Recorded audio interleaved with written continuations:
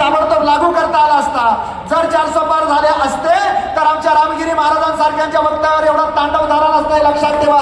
आणि आज जर महाराष्ट्रातली सत्ता आपल्या हातात गेली तर भविष्यात सुद्धा आपण ताट मानेने जगू शकत नाही. आपली कीर्तनं, प्रवचनं, मठ मंदिरं सुरक्षित राहणार नाहीत. आणि याकरता आपल्याला सगळ्या जणांना जागावं लागेल, उठावं लागेल, पेटावं लागेल.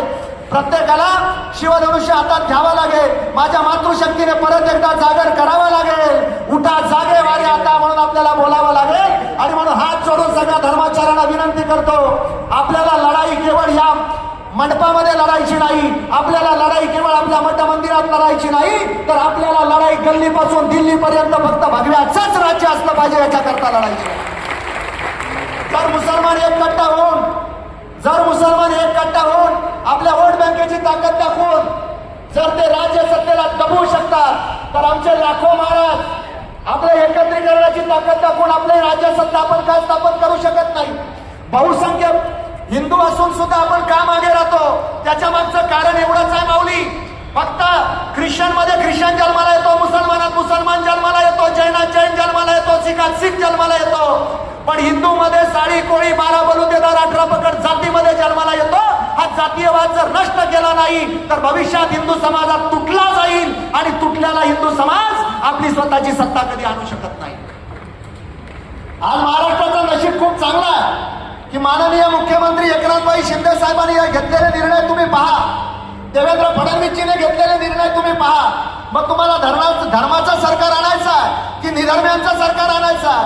अरे ज्या व्यासपीठावर प्रभू रामजींच्या बद्दल टीका होते, स्वामी समर्थांच्या बद्दल टीका होते आणि काही जाणते राजे म्हणवणारी लोक जर खाली टाळ्या वाजवत असतील, माझ्या कीर्तनकार प्रवचनकारांना हात जोडून विनंती करतो, धर्मासाठी तडजोड करू नका, धर्मासाठी गप्प बसू नका.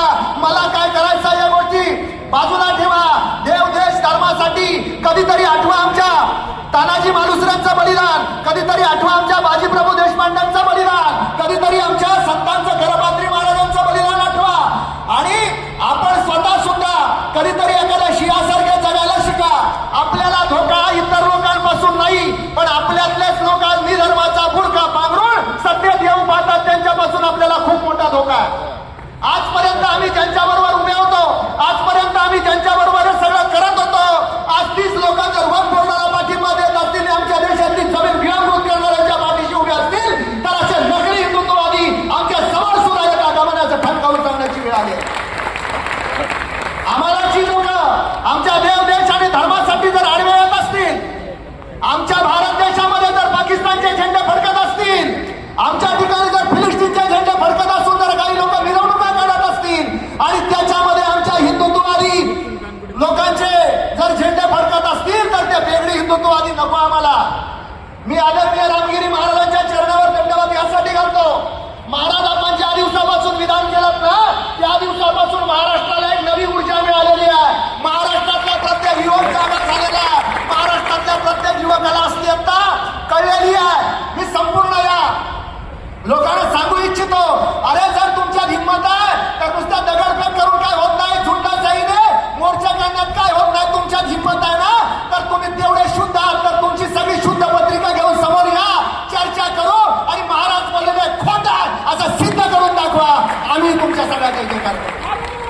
पण किती दिवस सहन करणार, किती दिवस आम्ही झुंडशाही सहन करणार? अरे ज्या मावळ्यांनी आमच्या किल्ल्यांवर रक्त सांडली, ज्या आमच्या पूर्वजांनी तलवारीचे वार झेलले आणि त्याच किल्ल्यांवर थडगी बांधली असतील तर ती थडगी उपसून टाकणं सुद्धा आमचं युवकांचं कर्तव्य आहे.